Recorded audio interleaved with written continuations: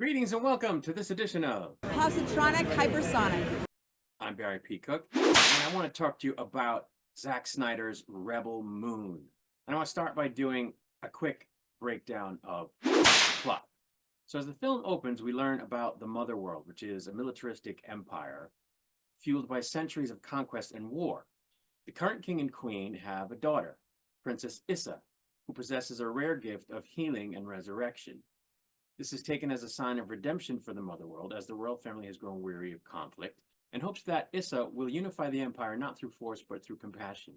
Instead, Issa and her parents are publicly assassinated during her coronation, and Belisarius, a prominent senator, declares himself regent and revives the empire's conquest with the support of Admiral Atticus Noble, a sadistic military leader. On the independent planet of Velt, meanwhile, Noble and his men arrive and insist that Father Sindri, a local village chieftain, sell them grain to replenish their food stocks as they hunt for a band of rebels known as Clan Bloodaxe.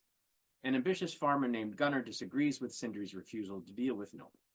The admiral then beats Sindri to death and orders Gunnar to prepare all the village's grain before he returns. One of the villagers, Cora, packs her things to leave, but when she sees Imperium soldiers attempting to rape a young woman, she confronts and kills them.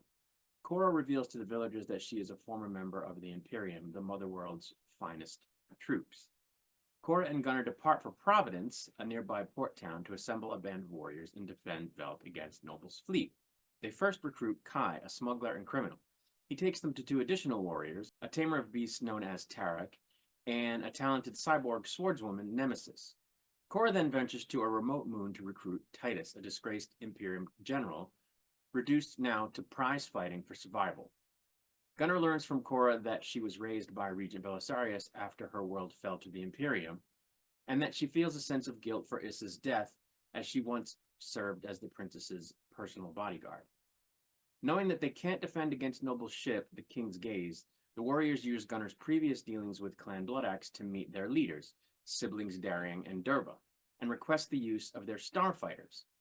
Darian and half the clan agree to help, but Devra, who considers such a fight hopeless and a waste of their resources, retreats with the other half of the clan to safety. Kai then betrays the team, turning them over to Noble and the King's Gaze crew. Darian Bloodaxe and all his rebels, except one, die in an ensuing fight, and Noble is killed by Cora. But Noble is resurrected and psychically transported to a frozen lake where he convenes with Regent Belisarius, who orders him to bring Cora to him alive for public execution. And that's the very basic plot of the film. There's a lot that goes on in the movie in between these things that I've talked about and surrounding these things that I've talked about, and you really have to see it to get the full effect. But as for me, I really enjoyed this film. It's gorgeous. It's absolutely gorgeous. The fighting sequences and action sequences are exhilarating and very well done, in my opinion. I like, the storytelling vehicle they're starting with, whereas there's this woman and she has a past. We don't know her whole past up front, and it comes out piecemeal. And, it turns out that she was subjugated by the bad guys and then was made one of them, but then parted ways with them. We don't really know why that is just yet. So there's mystery there. And I found that all very compelling and interesting. I thought the acting was great, most notably on the part of the actors playing Cora and the actor playing Noble. So I didn't care for Charlie Hunnam in this. I didn't he put on an Irish accent, and I didn't like it. But spoiler alert, we won't have to deal with him in part 2. I'm interested to see where the story goes. Of course, this is just part 1 of a planned trilogy. The second part is coming out in April on Netflix, and I'm going to do a trailer reaction for that probably tomorrow. And I thought it was well done. I liked it a lot better than Dune Part 1. Now, this isn't to say that I didn't notice certain things that are criticism worthy about the movie. For example, it's very derivative. I mean, this is a story we've seen a bunch of times, right? A hero emerges from sort of the shadows with a mysterious past, and it turns out that they used to be a bad guy, but they regret it, and now they're a good guy and fighting on behalf of the little guy. And, we've all seen movies about the little guy up against the big empire, most notably those that take place in the stars and sort of amount to a war story. Kind of seen that before. And we've all seen, you know, The Matrix, for example. It's very reminiscent of The Matrix, not so much in the man against machine aspect and the false reality versus reality aspect, but in the, you know, the vein of the people fighting against, you know, a gigantic, imposing, controlling force. So, you know, thematically and plot-wise, it's not new ground, but nothing really is. You know, there's a saying that there are only 7 original stories, and every movie or novel or TV show is a variation on those 7 themes, the hero's journey, for example. So that doesn't make the movie bad. And I may have been overstating it when I said these things are criticism worthy, but it is something I noticed that, you know, it's derivative. It's nothing new in terms of the overall themes, but I think that's fine because I think there are nuances to the characters' individual stories, and those are worth exploring. And there's nothing wrong with a good story being told in different ways, you know, repeatedly over the course of time. So I didn't think that this aspect of it detracted from it very much, but it is there and you kind of notice it. You know, one of the scenes early in the movie where they first recruit Kai is very reminiscent of the cantina scene in Star Wars. So, I mean, you know, you can almost hear the song in your head as the scene was going on. If it was that sort of copycatish of that scene. But, you know, these things are an homage, right? It's not that it's copycat, it's like an homage. So I'm fine with it, but it is there. But aside from those things, I really enjoyed it. I'm looking forward to the next part. I want to know more about these characters. I want to know more about this Princess Issa and what happened to her. I suspect she's not dead. You know, who exactly killed the king and queen? What caused Korra to actually leave the Imperium? What was the thing that put her over the edge? Because she seemed to be fully into it when she was doing it. So what put her over the edge? Why did she leave?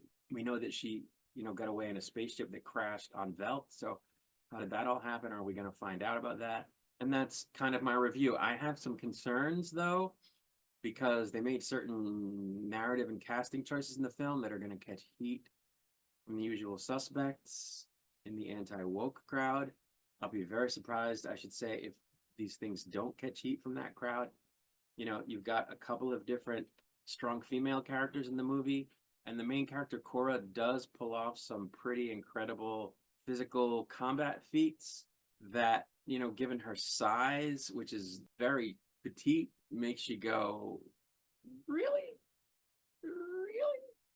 Even though you know she's like a super hardcore trained soldier, some of the people she's fighting against are also, and you can't help but watch it and go, I don't know about that. And, you know, the anti-woke crowd hates that stuff and they're going to call it woke and just drives me crazy. So I'm worried that that's going to happen. They didn't really have any white male characters in this movie that were strong good guys. The one white male character that's, you know, a good guy in this movie is kind of a pacifist until the end, and even then he only has like one sort of heroic moment, and all the hero stuff is done by women or people of color, and the anti-woke crowd is going to crap all over that.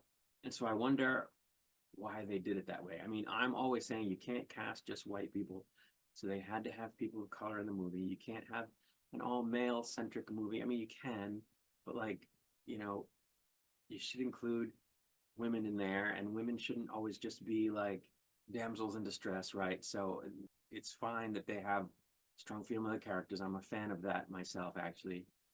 But knowing that they're going to get these complaints, I wonder why they didn't balance it a little more. And, you know, you don't want to make your movie choices based on what the complainers are going to say, but at the same time, like, they know that's going to happen. And these movies are being released in the box office as well as on Netflix. And it's like, do you want your movie to succeed or don't you? Can't you throw them a bone, you know, have at least one of the strong characters be a white male, you know, just to shut them up. Of course, the bad guy is a white male, so they're going to harp on that. But to them, I just say, are you not happy if the bad guy is anything but a black dude? Can you not be happy if the bad guy in a movie is anything but a Hispanic dude? Does it have to be one of those in order for you to not complain about who the bad guy is? Like that's pretty shitty. So I'm concerned about that whole thing is, and that it's going to come up. I'm hoping it doesn't. I haven't really seen it so far, but just knowing these people, I'm concerned that that's going to come up, and I just hope that if it does, it doesn't harm these three films, because the first one was good. I just saw Aquaman yesterday as well, and this was a far better film than Aquaman. And like I said earlier, I liked it way better than part one of Dune. So I think it deserves to do at least decently. And I'm concerned that it and the sequels won't if these people kill it, which they're going to try to do if they see all this woke, quote unquote, woke stuff in it that to my mind isn't really woke, but that's how they are. Anyway, I've gone on long enough. I'm going to get out of here. I'll be back with another video soon. I'm going to do a trailer reaction for part 2, the trailer for part 2 of this. For now, I take my leave and I wish you peace and long life.